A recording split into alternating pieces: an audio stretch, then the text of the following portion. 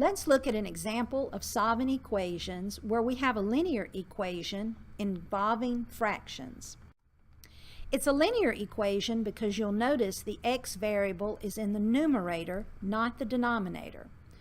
Now, the best way to tackle this example is to locate the least common denominator and use this number to cancel out our fractions.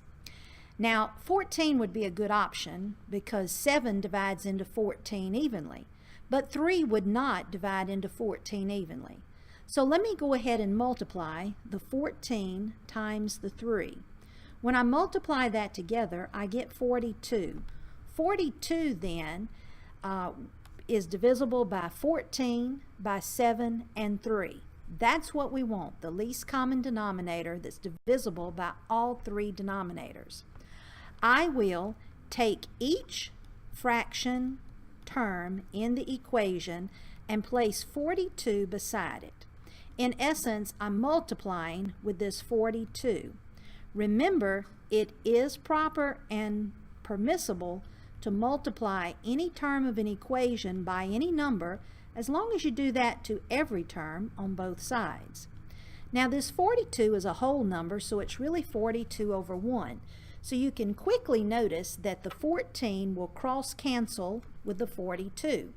14 divides into 42 3 times, leaving 3 over 1, which is 3, and leaving parentheses x plus 1. I have now canceled out the first fraction. Bring down the equals. The same thing will happen with the next term.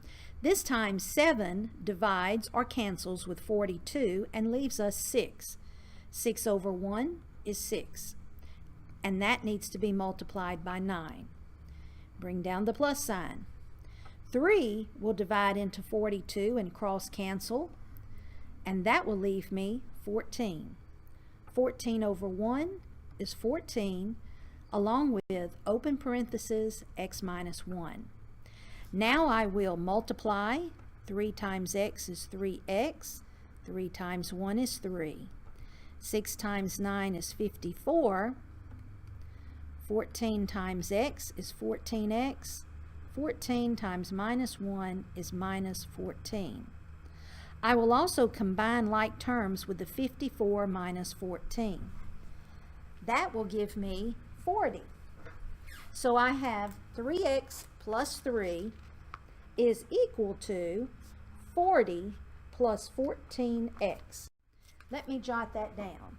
Again, that is 3x plus 3 is equal to 40 plus 14x.